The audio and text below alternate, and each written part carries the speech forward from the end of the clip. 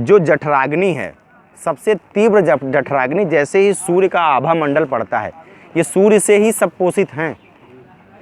जहाँ सूर्य नहीं निकलते हैं, आप देखिए अभी जब 2-3-4 महीने सूर्य नहीं निकलते हैं, जाने कितने मुरझा के उसे सूख जाते हैं, पतझड़ आने लगता है, 2-4 महीने में ही पतझड़ आ जाता है। तो सूर्य जैसे सब, अभी कितना भी बल्ब जला दीजिए, फूल नहीं खिलते हैं। जब सुबह सूर्य का आभा मंडल पड़ता है तो अपने आप ही खिल जाते हैं। ऐसे हमारे आमाशय में जो भोजन को पचाने वाले रस हैं, जठराग्नि है, वो तभी तीव्र होती है जब सूर्य निकलते हैं, और 2.5 घंटे तक बहुत तीव्र रहती है। अगर आप रात को 8 बजे या उसके पहले हम लोग देखिए शाम को जल्दी खा लेते थे, आप समय से खाना खा करके सोइए, सुबह आपको बहुत तेज़ भूख लगेगी। अगर पेट साफ रह रहा है तो सुबह बहुत तेज़ भूख लगेगी, क्योंकि सुबह भोजन को पचाने वाले रस बहुत ज़्यादा बन रहे हैं। तो सुबह अगर हम जो भी उपलब्ध हो, जरूरी नहीं कि दाल चावल रोटी सब्जी सब उपलब्ध हो जाए तो ही खाएं, जो भी उपस्थित हो अपने सामने, चबैना है, लाई है, गुड़ है, चना है, मूंगफली है, जो उपलब्ध है खाएं। हम क्या करते हैं कि नाश्ता करने की जो प्रक्रिया हमने शुरू कर दिया है, ये हम विदेशों से कॉपी करना शुरू कर दिए हैं।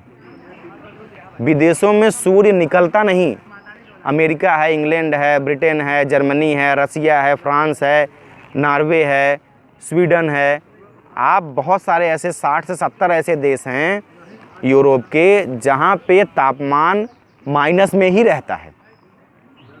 सूर्य 8-8, 9-9 महीने दर्शन नहीं देते हैं। तो जहाँ सूर्य दिखते नहीं हैं, वहाँ पे जठराग्नि भी बहुत मंद होती है। तो वहाँ आप ज़्यादा भोजन कर लेंगे तो पचेगा ही नहीं, इसीलिए वहाँ थोड़ा थोड़ा नाश्ता करने का सिस्टम है। हमारे यहाँ तो सूर्य बहुत प्रचुर मात्रा में बहुत अपनी कृपा दिए हुए हैं, तो हमारे यहाँ सुबह जठराग्नि बहुत तीव्र होती है। जब सुबह हम भोजन कर लेंगे तो उस भोजन का एक एक टुकड़ा अन्न का जो है वो पाचन में जाएगा, और क्या होगा कि उसमें उसी से जो रक्त मांस मज्जा अस्थि का निर्माण होना है, वीर्य का निर्माण होना है, वो सब होगा बराबर, और शरीर एकदम पुष्ट और सुंदर बना रहेगा। न गैस बनेगी, न एसिडिटी बनेगी, न कब्ज होगी।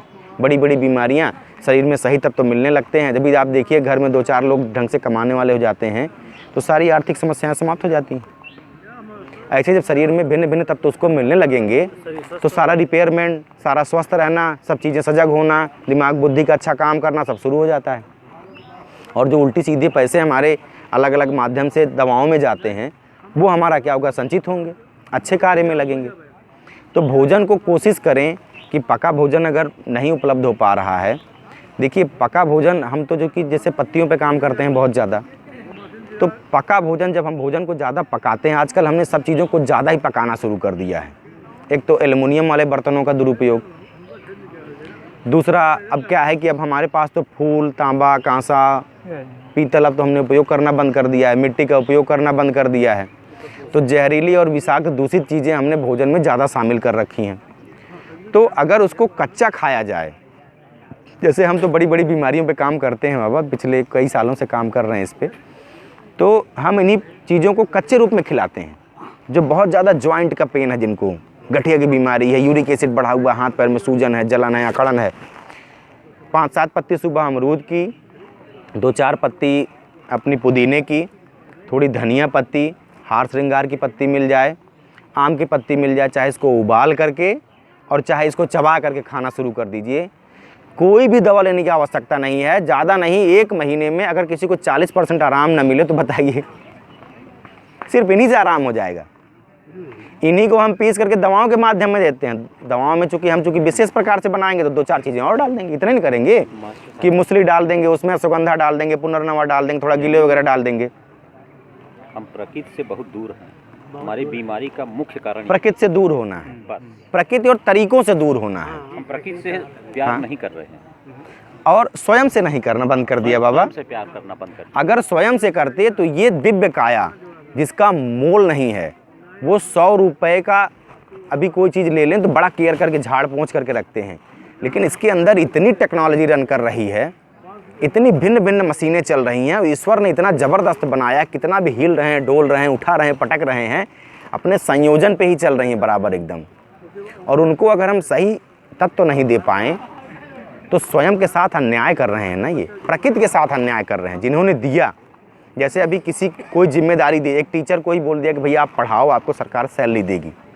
अब वो पढ़ाए नहीं तो अन्याय ही है ना उस धर्म के साथ, उस पोस्ट के साथ में। ऐसे जब ईश्वर प्रकृति ने ये शरीर दिया, दिव्य काया दिया, वैसे भी कहा गया है बहुत बड़े भाग मानुष तन पावा। सबसे दिव्य रचना मानव शरीर ही है इस धरती पे। तो जब सबसे दिव्य काया अगर हमने पाई है तो दिव्य बुद्धि भी लगाएं, दिव्य आचरण, दिव्य अनुसरण भी करें और जीवन को और बेहतर से बेहतर बनाने की कोशिश करें। जब हम स्वस्थ होंगे, स्वस्थ स्व में स्थित होंगे स्वतः में, तभी तो बेहतर सोच पाएंगे। अभी आप ये बताइए, टूटी फूटी साइकिल, टूटी फूटी मोटरसाइकिल रेस में शामिल हो सकती है क्या? तो जो व्यक्ति बीमार होगा तो उसका शरीर स्वस्थ चिंतन करेगा कैसे? और जब स्वस्थ चिंतन करेगा नहीं तो स्वस्थ परिवार और स्वस्थ समाज, स्वस्थ देश का निर्माण करेगा कैसे? उसके बाद दोपहर में जो भोजन है, जब सूर्य बहुत तेज हो जाते हैं तो जठराग्नि थोड़ी मंद पड़ जाती हैं, क्योंकि बहुत तीव्र होती हैं। बढ़े हुए पित्त के प्रभाव में भी भोजन जो है आसानी से डाइजेस्ट नहीं होता, इसलिए दोपहर का भोजन थोड़ा कम कर दिया जाए। और जो शाम का भोजन है, सारी जीव राशियाँ भी देखिए शाम होने लगेगी सब अपने अपने घर चले जाते हैं। इनको कोई बोलने वाला है कि तुम जल्दी उठ जाना, सुबह स्कूल जाना है, तुम कल तुमको ड्यूटी पे जाना है, जल्दी उठ जाना। इन्होंने नेचर को पकड़ रखा है। समय से चलते हैं, समय से खाते हैं। अभी आप जानवर को ही देखिए, जब खाना खा लेते हैं तो एक आध घंटा बैठ के 2-4 घंटा पघुराते हैं पहले अच्छे से, फिर पानी पीते हैं। और पानी पीते हैं तो आप देखिए कुत्ता चाट चाट के पानी पीता है। जानवर भी है, पहले एक घूंट खींचता है फिर पी लेता है, रोकता है पहले लार मिल जाए फिर पीता है, फिर दूसरा घूंट भरता है फिर पीता है। आज भी वो स्वयं के डॉक्टर खुद हैं। लेकिन हमें क्या लगता है कि नहीं, वो दूसरा बैठा है ना, वो हमें ठीक कर देगा। अगर वो हमें ठीक कर देता या कोई चिकित्सा से हमें ठीक कर सकता तो आज ये लाखों लोग बीमार क्यों होते, करोड़ों लोग। इतने हॉस्पिटल, इतने मेडिकल स्टोर, इतने दुनिया भर की टेक्नोलॉजी आकर के लोग बीमार पड़े हैं और नित्य प्रति रोज नई बीमारियां। इसका मतलब है तरीके गलत फॉलो किए जा रहे हैं। शाम का भोजन अगर सूर्य रहते रहते कर लिया जाए, सूर्य देख, अभी आप कभी महसूस करिए कि शाम को जब सूर्य अस्त होने वाले होते हैं तो उसके 70-80 मिनट पहले भूख फिर लग जाती है। हम लोग उस समय चाय पी लेते हैं, समोसा खा लेते हैं, कुछ करके अवॉइड कर देते हैं। जब सूर्य, अभी आप दीपक से ही तुलना की गई है, जठराग्नि और भोजन के पचने की क्रिया को दीपक से तुलना की गई है। जब दीपक अभी आप शुरू में जलाइए, देखिए उसकी लौ बहुत तेज होती है, बीच में मध्यम हो जाती है, और जब दीपक बुझने वाला होता है तब फिर लौ बहुत तेजी हो जाती है। सूर्य जब निकलते हैं सुबह तो जठराग्नि बहुत तीव्र होती है। सूर्य जब दोपहर में पित्त बढ़ जाता है तो फिर जठराग्नि मंद पड़ जाती है। और जब शाम को दीपक बुझने वाला होता है, मतलब सूर्यास्त होने वाले होते हैं, तो फिर जो है जठर रस बहुत तेज बनना शुरू हो जाते हैं। उस बीच में अगर भोजन कर लिया जाए तो अस्वस्थ होने का कारण ही न रहे। अगर कोई रासायनिक खाद का भी उपयोग कर रहा है तो कम से कम अगर भोजन के तत्व तो सही ढंग से पच करके निकल गए उसमें से, तो हमारी किडनी मजबूत तो है जो झेल पाएगी, लीवर मजबूत तो है जो झेल पाएगा। एक तो बेचारा वो खुद ही जो है ऐसे जहरों से लड़ रहा है, दूसरा उसको जो चीज़ें चाहिए स्वस्थ रहने के लिए वो भी नहीं उसको मिल पा रही हैं। तो होगा क्या कि असमय बीमार होना सामान्य है। तो ये छोटी छोटी चीज़ें हैं, अगर इसका पालन किया जाए तो काफ़ी सारी चीज़ों से बचाव किया जा सकता है और बीमारियों में भिन्न भिन्न प्रकार से जो है बचा जा सकता है। और जो बेमेल आहार है, जैसे अब क्या है कि दूध की कोई भी चीज़ कभी भी दाल के साथ मत खाइए। द्विदल जितने भी हैं, जो दही बड़े का प्रिपरेशन है सबसे बिगड़ा हुआ प्रिपरेशन है। दूध एक अलग प्रोटीन है और दाल एक अलग प्रोटीन है। अगर दोनों एक बराबर हो गए तो तुरंत बीपी बढ़ेगा, तुरंत रक्तचाप बहुत उच्च हो जाता है। कभी आप अंदाजिएगा, जैसे मशीन तो नहीं, नाड़ियाँ कभी हम एक लोगों कभी सिखा देंगे देखना, तो आप ऐसे आज ही या कल ही घर जाकर आजमाइएगा, नाड़ी देख लीजिए कि कितनी हृदय की धड़कन अभी कितनी है। 72 बार 1 मिनट में होनी चाहिए सामान्य रूप से।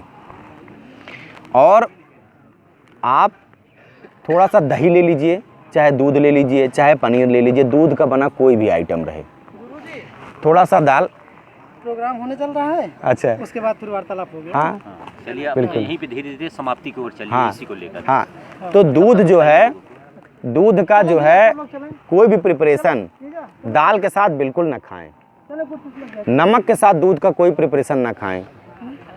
मट्ठा दही ले सकते हैं, दूध बिल्कुल मत लीजिए, कम से कम आधे घंटे के अंदर रखिए, नहीं चर्म रोग होना ही होना है। भोजन में हाँ बिल्कुल, दूध नहीं, दूध और नमक का। अगर आप प्याज और लहसुन के साथ दूध की बनी कोई भी चीज़ उपयोग कर रहे हैं, जैसे आजकल पनीर वनीर देखिए बहुत लोग उपयोग कर रहे हैं ना उसमें बना करके, तो उससे अपच होना तय ही तय है। दूध और नमक में अंतर होना चाहिए कम से कम आधे घंटे का। और मूली देखिए, मूली लोग शाम को भी खा लेते हैं। मूली सुबह सोने के समान मानी गई है, दोपहर में चांदी और रात को मल के समान मानी गई है। मूली खाएं तो 5 मिनट का अंतर जरूर रखें भोजन में। अगर आप भोजन के साथ मूली कर रहे हैं, खा रहे हैं, तो भोजन पूरा अपच में चला जाएगा। मूली बहुत गरिष्ठ है और बहुत ज़बरदस्त पाचक है। जैसे आप आधा भोजन कर लीजिए फिर मूली खाना शुरू कर दीजिए साथ में, तो पूरा भोजन पचा लेगा। या 5-10 मिनट पहले खा लीजिए मूली, पूरा भोजन पचा लेगा। लेकिन आप कहीं शुरू में ही आप मूली के साथ खाते रहिए या शाम को मूली खाते रहिए तो खाते हैं लोग। हाँ, ज़बरदस्ती। दही में लोग खीरा डाल के खाए पड़े हुए हैं, अपच में चला जाएगा। आजकल तो परोठा बनाने लगे हैं मूली का, गोभी का, मतलब उल्टी, बस जीभ पे स्वाद नहीं आया। और जो समुद्री नमक है, समुद्री नमक अभी जिसको भी हाई ब्लड प्रेशर की बीमारी हो, जिसको त्वचा रोग की बीमारी, जिसको घबराहट हो, जिसको नींद ना आती हो, जिसको याददाश्त की बीमारी हो, जिसको हाथ पैर में जलन रहे, ऐंठन रहे, दर्द होता हो, एक चीज़ का बदलाव करिए, सेंधा नमक का उपयोग करना शुरू कर दीजिए और समुद्री नमक छोड़ दीजिए इसको, जो ये टाटा, अन्नपूर्णा तमाम नाम से आ रहा है।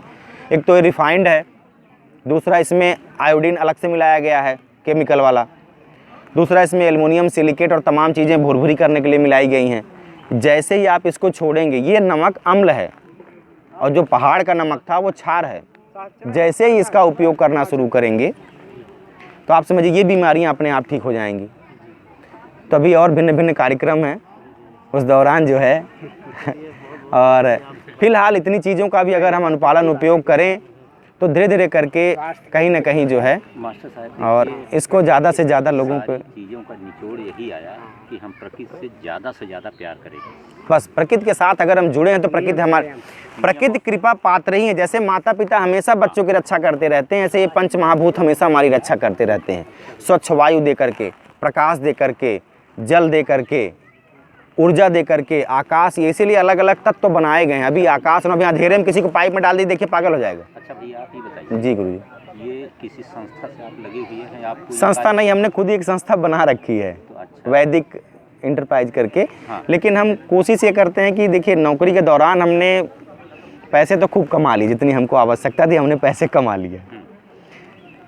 कोशिश यही कर रहे हैं कि जीवन के बहुत सारे आयाम हैं, जैसे प्रकृति के साथ लोगों का जुड़ाव हो जाए, जो स्वास्थ्य के प्रति हम बैठ कर के हर समय पूजा करते रहें, घंटी बजाते रहें, वही पूजा नहीं है।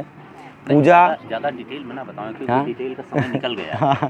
ना, तो नहीं, संस्था के साथ हम किसी के साथ जुड़े नहीं, अच्छा जुटे जुड़े नहीं ये हैं। आपके बस जीवन का हमारा, हाँ, हमारा एक मतलब लक्ष्य हमने बना रखा है कि ज़्यादा से ज़्यादा लोगों को अवेयर कराते रहेंगे इस विषय पे। काम है, इसके लिए मैं आपका हार्दिक अभिनंदन। धन्यवाद धन्यवाद। कोशिश आदान प्रदान अच्छी बातें जो है। और कभी भी किसी को कोई बीमारी हो, कोई भी बीमारी हो, बड़ी से बड़ी बीमारियां हो, कहीं किसी को बाजार से 1 रुपए की चीज़ खरीदने की जरूरत नहीं है। यही दूब घास, यही बेल पत्र, यही जामुन के पत्र, यही आम के पत्र, अमरूद के पत्र, नीम के पत्र, कैसे इन्हीं का हम भिन्न भिन्न प्रकार से उपयोग करें, कैसे लहसुन का, कैसे, हाँ, आयुर्वेद पे ही काम करने की कोशिश करते हैं, सीखने की कोशिश करते रहते हैं लगातार, नहीं बहुत अच्छा और लोगों को बताने की कोशिश करते रहते हैं। तो जय श्री राम, वंदे मातरम। नहीं बहुत अच्छा है, कम से कम जी हाँ आज हम लोग इसी से दूर हो रहे हैं। हाँ, जितना इनसे दूर हो, हाँ, हम और नई पीढ़ियाँ और ज़्यादा जो है अपने इनसे। विद्यालय में यही कहते हैं कि अच्छा आप भाई। प्रकृति से जितना आप प्यार करेंगे अच्छा, उतना ही अच्छा। आप स्वस्थ रहेंगे। बहुत बहुत है। अब प्रकृति से आप दूर हो रहे हो और इसलिए आप हाँ, पीछे हो, स्वयं से दूर होते जा रहे हैं, स्वयं से दूर होते जा रहे हैं। स्वयं से दूर होते जा रहे हैं। हम लोगों की आदत है नित्य हम 4 बजे रात उठते हैं। अच्छा, हाँ, हमारी हमेशा की आदत है। ये मास्टर साहब भी उठते हैं 4 बजे रात, योग करते हैं, योग के बाद तब टहलते हैं। और आप देखिए सुबह जो है अभी देखा जाए तो कोई भी जो जितने भी ऋषि मुनि थे आप देखें सभी प्राणायाम करते थे, योग करते थे, आसन करते थे। टहलने का विधान शाम को बनाया गया है। इससे सलाह लें। शाम को जब हम नहीं बिल्कुल दुखी नहीं होंगे। यही जो है कुल मिलाकर के ज़्यादा से ज़्यादा लोग जागरूक हों, लोगों तक ये मैसेज पहुँचे। आप लोग भी कोशिश करें कि सही 10 मिनट समय मिले तो जो इधर उधर में समय व्यतीत होता है इसी में समय व्यतीत हो। कभी असमंजस पड़ते हैं खान पान में, कम से कम सलाह बिल्कुल आप लें। कोई समस्या, कोई भी गंभीर से गंभीर बीमारी हो तो आपके घर में ही उपलब्ध चीज़ें आपका दवाई कैसे बन जाती हैं उसके बारे में बताएं। जय श्री राम। जय श्री राम।